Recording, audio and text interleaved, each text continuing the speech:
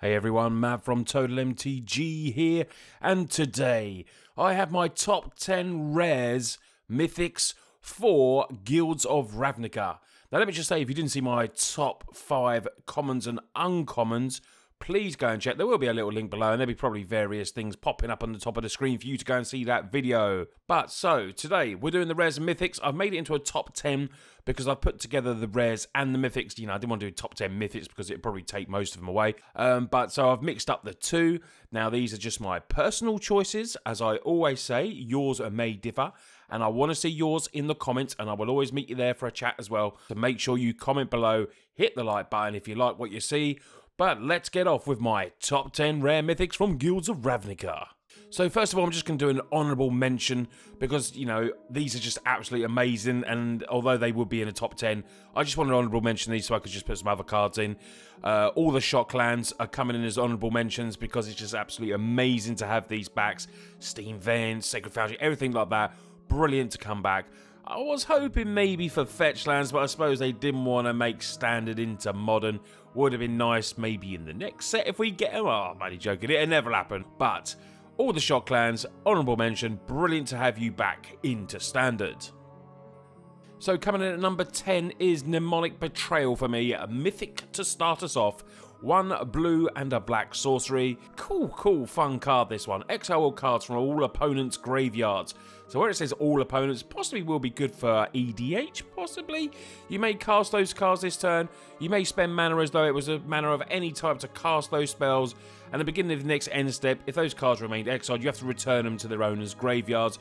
And you have to exile this card as well.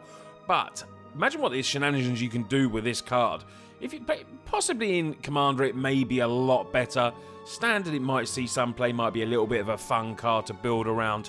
But in EDH I think this would be really fun.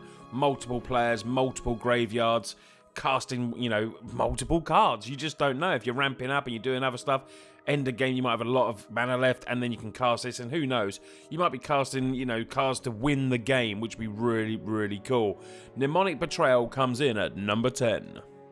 Coming in at number 9 is Knight of Autumn. It's a 2/1 rare Dryad Knight. 1 a green and a white.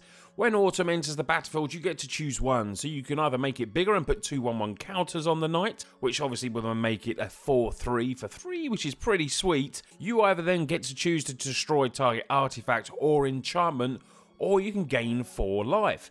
What a versatile card this is, Knight of Autumn. Comes in as either a simple 2/1, you can destroy something for the 3 mana, or you can gain some all-important life, or you can just make it bigger and turn it into a 4/3. I think this will definitely see a bit of play. Not sure about other formats, let me know what you think. It's a pretty versatile card. Knight of Autumn comes in at number 9. So coming at number 8, we have our first Planeswalker, which is Rao Izzet Viceroy. Comes in with 5 loyalty, 3 blue and a red is the cost. So the +1 ability on this is look at the top 2 cards of your library, put one of them into your hand and the other into your graveyard, which bodes well for this set. The -3 is Viceroy deals damage to target creature equal to the total number of instant and sorcery cards you own in exile and in your graveyard. I would love this to be player as well. That would be, you know, make it a hell of a lot stronger for me. Killing a creature is all well and good. The -8 is you get an emblem with whenever you cast an instant or sorcery spell, the emblem does 4 damage to any target and you draw 2 cards. Emblem is absolutely amazing, very strong. So it comes in with 5 loyalty. You're going to have to plus it, you know, a few times before you get to that emblem. But maybe if you can protect it with counter spells, negates, stuff like that, you know, you will get there. I do feel like that -8 is definitely a great win con. But I always say you should never judge it on, you know, judge it on their emblems. But this is very strong. When you think what Chandra used to do when you cast a spell, you used to do 5 damage. This is obviously a little bit different because it's got to be an instant or sorcery spell. Only does 4 damage, but you do get to draw 2 cards as well. Very strong. Comes in at number 8. So coming in at number 7 is the Mythic Enchantment Divine Visitation. 3 double white. If 1 or more creature tokens will be created under your control, that many 4/4 white angel tokens with flying and vigilance are created instead. Wow, this is a strong effect. Imagine, you know, you're just doing a 1, putting in 1/1 tokens, and instead they're 4/4 angels. Absolutely insane. EDH is going to be used everywhere in all the token decks. I can see this being used in token. It does cost 5, which is, you know, rightly costed for something as strong as this. Divine Visitation, can't wait to brew around it and see what everyone else does with it. What are your ideas around this deck? How are you going to brew with this? Obviously, it's a token deck, but I do think this will be very fun. Will it see other formats other than EDH and Standard? Probably not, but still a very, very fun card, and I will be building around that one. So coming in at number 6 for me is Iron Eyes, a counter-target spell, and it deals 2 damage to that spell's controller as well. You know, Counter Squall in Modern is a really good card, and definitely sees a little bit of play. This costs 1 mana more, but it does counter any spell, which is really, really good. Counter Squall obviously just does non-creature. I think this card, you know, will see a little bit of play, possibly in Modern as well. I'm saying it now, shoot me down. But I think Iron Eyes, very, very good card. We're definitely going to see Standard play. Comes in at number 6. The next card on my top 10 list, coming in at number 5, is Risk Factor. Target opponent may have Risk Factor deal 4 damage to them. If that player doesn't, you draw 3 cards. Absolutely brilliant for the colours of red to get this type of card. Instant speed, 2 and a red, also has Jumpstart. So you may cast this card again from your graveyard just by discarding the card and paying its costs. Absolutely brilliant. You're either going to do 4 damage to your opponent for 3 mana, and then possibly do 4 damage again when you cast the Jumpstart, or you're going to get to draw 3 cards. Now we know how quickly red runs out of cards, so if you draw 3 cards, potentially drawing more win cons. Absolutely brilliant. Risk Factor comes in at number 5. So coming in at number 4, we're getting to the nitty gritty now. It is Vraska Golgari Queen. 4 loyalty, it comes in with 2 black and a green is the casting cost. The +2 is may sacrifice another permanent if you do gain 1 life and draw a card. Very, very nice. The -3, destroy target non-land permanent with coveted mana cost 3 or less. You know, we've seen a card like that in Modern. That's pretty sweet as well. You get an emblem wherever the creature you control deals damage. That player loses the game for the -9 emblem. That is just the win con right there.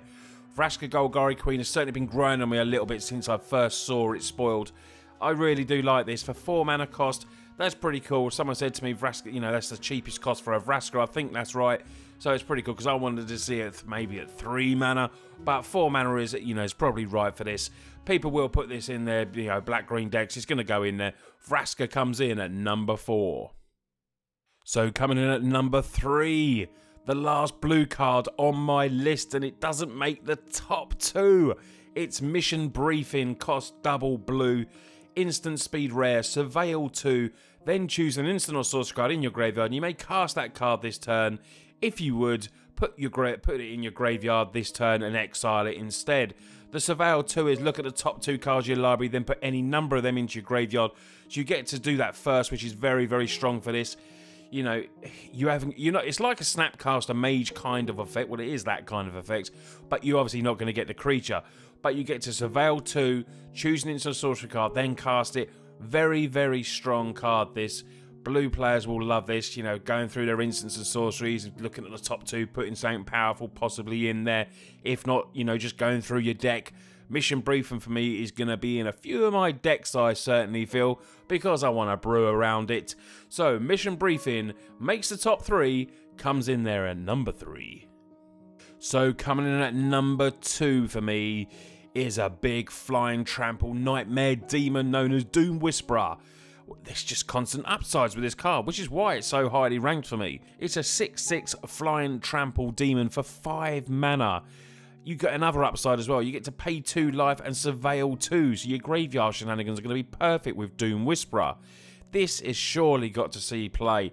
It's a finisher, it's flying, has trample, it's got lots of evasion in it, and costs less mana than the stats at the bottom as well. And you get another effect to use as well. I can't see much of a downside with this card. Doom Whisper for me stays out of the way of Lava Coil that does 4 damage, so it evades that, which, you know, like I said in my top commons and uncommons, Lava Coil, you know, does over 400 cards in the set. It kills 400 cards, but Doom Whisperer escapes that. I love this card. It will feature in my decks. I hope it features in yours as well. Let me know what you think of it. And now let's get on to the number 1 spots. So the number one, as obvious as it can be, I didn't want to, I nearly gave this just an honourable mention because of just how good I actually think this is. And, I didn't want it, but it needs to get the respect it deserves. Assassin's Trophy, green and a black, destroy target permanent opponent controls. Its controller may search the load for a basic land, put it onto the battlefield, then shuffle their library. Destroy target permanent. You can make them go through the lands if you want to do that. Maybe there's a land that you just want to get rid of, so they have to go and get a basic. It gets rid of planeswalkers. It gets rid of absolutely everything. Destroy target permanent for 2 instant mana. This card is absolutely insane. Surely we'll see different formats absolutely everywhere. Assassin's Trophy is going to be an automatic include, I think, in when you're playing those colours. I don't know what else to say about it. It's absolutely amazing. Assassin's Trophy, they've printed such a strong card here. So Assassin's Trophy is my number one card. Destroying target permanent. Absolutely mental. 2 instant speed mana. It can destroy everything and anything. Unless it's got indestructible, of course. But Assassin's Trophy, definitely the strongest card in the set for me. And comes in at number 1. So guys, that's my top 10 rare and mythic cards from Guilds of Ravnica. I really hope you liked the video. If you do, don't forget to smash it with a like. And if you're new to us, hit the subscribe button. How do your cards differ to mine? I'd love to know, and obviously put them in the chat.